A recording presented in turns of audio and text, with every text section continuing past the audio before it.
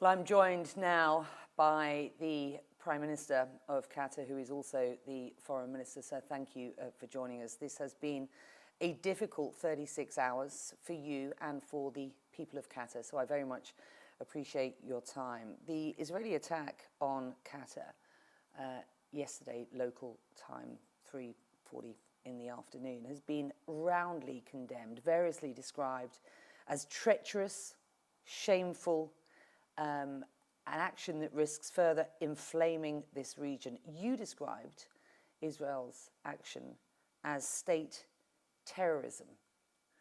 What do you make of the timing of the attack?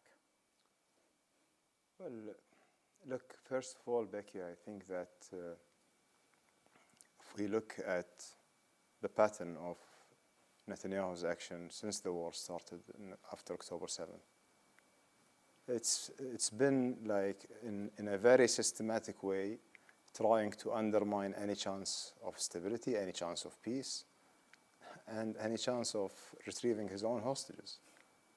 And these attempts, like we witnessed them in many occasions throughout the negotiations. Now, when we reached to a very critical moment that he claims that, according to his intelligence, which is something like very publicly known for everyone, that I was meeting with the leadership of Hamas. Hamas leadership are discussing, the negotiation team are discussing the proposal of President Trump during that time. This was Monday, this week. Actually, everything about the meeting is very well known for the Israelis and for the Americans. And this is nothing. It's not something that we are hiding, or as some marginal people are saying, harboring or whatever. We have to go back to the origins. Now, the attack that happened on Qatar territory, it's happened on our sovereignty. This is number one. Number two, Qatar is a mediator that's been mediating many conflicts. Qatar, when Hamas office was established, was done with coordination, request by the Americans, by the Israelis. They've been using it as a communication channel for them, for Gaza, for all those years. And I'm sorry here, any Israeli politician who today is trying to, to portray himself that he's away from this happened under Netanyahu's government, under Bennett government, under Lapid government, under Netanyahu's government again. Any agency says that no, they are not involved, it's not true. Mossad, Shabak, and the Ministry of Defense were involved in that. So there is no justification that this is considered harboring terrorism or whatever. These reckless claims. Now, does that justify for Netanyahu to come and attack a sovereign nation that hosts a negotiation that discussing a paper that's submitted by the United States? It's not only an undermining for our sovereignty and infringing our sovereignty. It's undermining for the entire negotiation. It's undermining for the U.S. effort. This is the country that's hosts the CENTCOM. How come we never thought that even there is like a very minimum level of manners and ethics? This has crossed it. I mean, honestly, I have no words to express how enraged we are from such an action. If you could describe it in one word, what would that be? This is state terror. That's what I call it. Do you feel betrayed? We are betrayed, yeah. By the US? No, I cannot say it's by the US. The US has expressed in many occasions their support to us. The US, the president, right after the attack, he spoke with His Highness the Emir, and he was very clear that this is unacceptable, and he's not agreeing with such a thing, and he was never informed about it. And the moment he was informed, he asked his official to inform us. Unfortunately, this information came too late, which is 10 minutes after the attack, as I stated yesterday. But when we were dealing with the Israelis as parties, we were thinking that we are dealing with like regular parties. But Netanyahu, he has no limits. Let me drill down a little bit on exactly what has happened here then, because I asked about the timing of this attack, because it came at a very crucial time. You personally met with the chief negotiator for Hamas on Monday evening. You pressed Khalil al-Hayya to get Hamas to respond positively to the latest US initiative for a ceasefire and a hostage deal. And your team, as I understand it, then worked through the night on the phone with senior Israeli negotiators. And by Tuesday evening, you were expecting to get a response from Hamas. The Qatari negotiation team would have been together with the Hamas negotiation team, and you're expecting to get a response. Let me ask you, do you believe that response would have been an agreement had this attack not happened an hour and a half before that meeting was supposed to take place? I cannot predict, but what I know that as the meeting that took place between me and the negotiation team from Hamas, I was very clear that if there is no positive response on this, I think we are going to run out of chances. And they were promising that this is not their own decision. They have to consult. They have their own structure, and it will take them time. And I told them that you have until Friday. Friday was the time set for me to meet with, together, myself, the Egyptian chief of intelligence, with the participation of Turkish intelligence, with Steve Witkoff, in order to give him a positive response to find a way forward for this stalemate that we are in the negotiation. And by the way, at the same day, I was meeting one of the hostages' family that morning, the morning of the attack, carrying a message that the families, they are counting on this mediation. They have no other hope for that.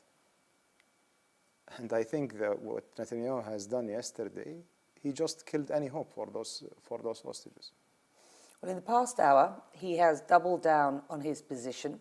He has said, and I quote the Israeli Prime Minister here, "I say to Qatar and to all nations who harbor terrorists," his words, not mine, "you either expel them or bring them to justice, because if you don't, we will."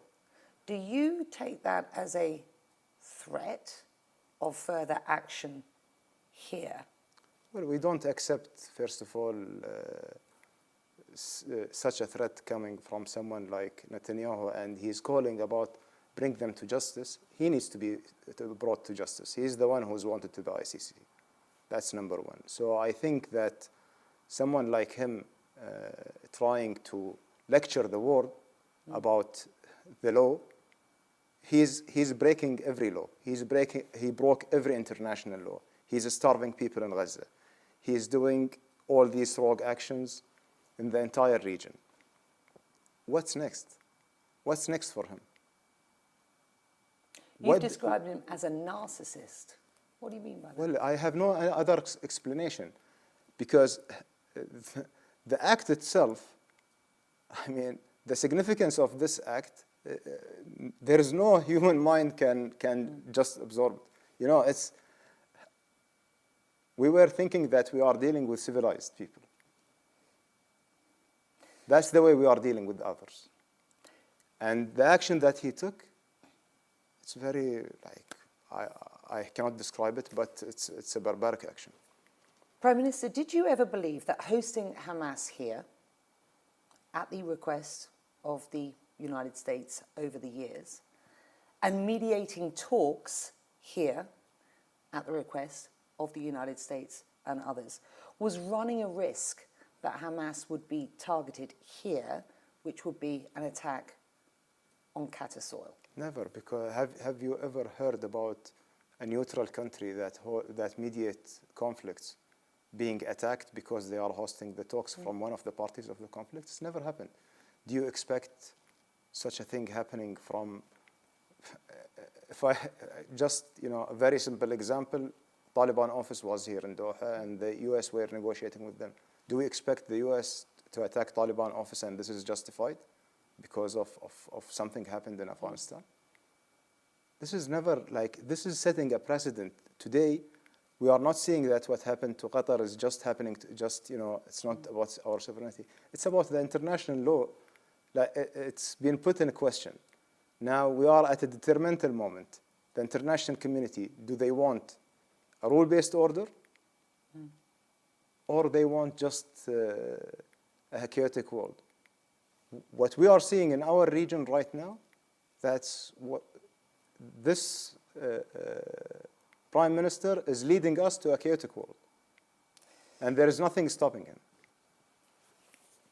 We know that 5 members, at least, of the Hamas delegation were killed in that residence, and a Qatari security official who was detailed to that residence was also killed. And as I understand it, there are others who are injured quite seriously, including other Qataris. The chief Hamas negotiator, Khalil al-Khaya, though, who was the target, or at least one of the targets of this attack, a man, again, that you met last Monday, is, as we understand it, still alive. Is that the case? And if so, what is his condition, sir? Well, first of all, the first identified body who was killed in that attack was a Qatari officer, 22 years old, who was on duty to protect the facility as any other facilities that we have in Doha. That's number one. Number two, the identified bodies also of the other Palestinian killed, they are staffers who are working with them in Clark's work. These are not high-level members of the Hamas delegation. Were they not there at the time? So, I mean, until now, we are trying to identify if there is any other one missing. There are people who are injured. There are some of them, there are Qataris who are in a severe, in a very dangerous situation. There is another Qatari officer, he's in a very critical position. We pray for him. But I don't know, I mean, like, going back that he is targeting, and this is justifying for him to target, like, if he has something with Hamas or Hamas leaders, justifying that targeting them in another sovereign nation, just compare it to any other act. How do you see the world react for other countries, other states who are conducting an operation in other nations' sovereignty to target someone that they wanted? He has said you either expel them, Hamas, or bring them to justice, because if you don't, we will. And we've talked about whether you see that as a threat. Where are the Hamas members right now, and will you shut down their offices? It's a question that has to be asked. And because I want to ask you about the future of these talks at this point. This is actually right now we are reassessing everything about the whole process. We are in a very detailed conversation with the United States government, and we need to understand what will be the way forward, because such a thing is unacceptable. And as I told you, it wasn't for us, it is attack on our sovereignty, it's attack on our nation, but it's an attack on the entire region. Today, the entire GCC region is at risk. GCC is one of the most important allies of the United States in the Middle East. The leaders around the world, everyone is calling us shocked with such an act. If Netanyahu believes that he will never be held accountable, and he continues such a statement by just throwing these statements and threatening countries, I don't know how the world want to deal with it. Our sovereignty, we will protect it, we will defend it to the end. So the future of these talks at this point, not clear. I mean, I don't have an answer for this, because really I see a meaningless talk. Right now what we are doing, And I think that I've been rethinking even about the entire process for the last few weeks, that Netanyahu was just wasting our time. He wasn't serious about anything. What about Khalil al-Khaya and the Hamas delegation there? Were they also wasting your time? Well, actually, look, to be very open, the position that we brought them from to the position that we got on August 18th in Egypt, in Cairo, was far from their initial position. That's number one. Number two, we have to go back to the last ceasefire. The last ceasefire that was brokered by Qatar, US, and Egypt, and guaranteed by those three mediators, supposed to hold the talks on day 16. Israel never showed up for these talks. They broke the ceasefire, and when they became interested in the talks, they came here, and they started to put proposals which was very obvious that Hamas will refuse. So, you know, I will not be in between, you know, the game of tactics of the Israelis or Hamas. I'm at the end of the day, I'm a mediator, I'm a facilitator, I'm trying to facilitate those, so I'm trying to bridge those gaps. And what we see, the progress in the position in August, I think that was significant progress. Unfortunately, Netanyahu declined again, and he never responded to that. And they came up with this new proposal, which also was far away from what was proposed in August, what was accepted in August. And they were asking us to pressure Hamas, and we were pressuring them. And we were progressing toward that direction. I have to ask you again, Khalil al-Khaya, where is he and how is he? Until now, there is no official declaration. Where is he? Do you expect from me to declare today? Can I ask you, are you satisfied with Donald Trump's response? I mean, defense and diplomatic coordination have anchored these close US Qatari ties. You host thousands of US troops here. Washington has designated Qatar a major non-NATO ally. Are you satisfied with Washington's response? I think this is what we heard from the president was a very strong message, reiterating his commitment to the partnership of Qatar, expressing that this is unacceptable to be attacked, and we highly appreciate that. And I think the actions should follow. And right now, I'm following up with all the US officials in order to see what kind of actions can be taken. As we speak, do you believe the US is any longer a reliable security guarantor for Qatar and indeed for the wider region? And you retain your right to respond, and I wonder what that response might look like and what it might look like from the wider region. For example, do you think the time has come for your Gulf neighbours to suspend the Abraham Accords? I mean, what is this response going to look like? Well, there are. I think we have to distinguish between two things. There is a response that will be from Qatar, and Qatar, the first resort for a civilized nation, as any other civilized nation, is international law, and that's what we are going to resort to. And there is a response that will happen from the region. And this response is currently under consultation and discussion between the other partners in the region.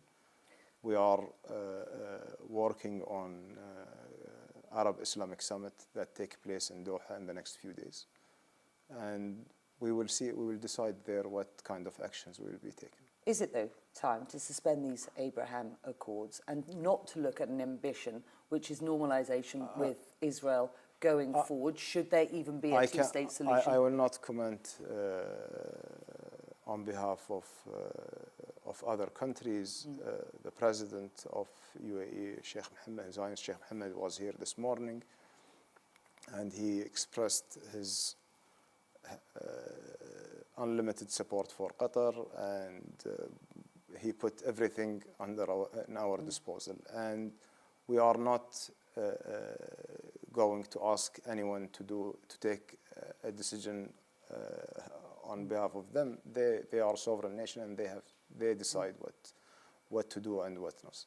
There is a collective response that should happen from the region, and this collective response, we are hoping for something meaningful that deter Israel from continuing this bullying. Last question to you. There is a growing narrative in the region that Benjamin Netanyahu is the biggest threat to this region. Do you share that? Right now, name for me, it's not in the region, name for me any other country in the world that bomb 7 different nations at the same time, bomb ships in the middle of the Mediterranean. You're talking about the Gaza flotilla, of course. Without, Israel hasn't taken responsibility for that. without being held accountable. What I mentioned yesterday, what Netanyahu is doing, he is leading his country as a rogue state, and this cannot be acceptable for us in the region. If we are talking about a Middle East, that peaceful Middle East, he's claiming that always that he's the one who is threatened. He's the one who is threatening every other nation. None of our nations has represented a threat for him, nor for his people. So why he claims that he's the man of peace while he's doing the opposite? Does the world believe that? I think we are in a very detrimental moment in this region. This gentleman is claiming that he has a message from God, from somewhere, that he will create a greater Israel, and there is a new Middle East that he is shaping. And this GCC became part of his manipulation today. This is a very dangerous precedent. I don't think it's acceptable for anyone. It's not acceptable for us, nor acceptable for any of other GCC nations, and it shouldn't be acceptable for the world. With that, I'm going to leave it there. We thank you very much indeed for joining us. Thank you. Thank you, Becky.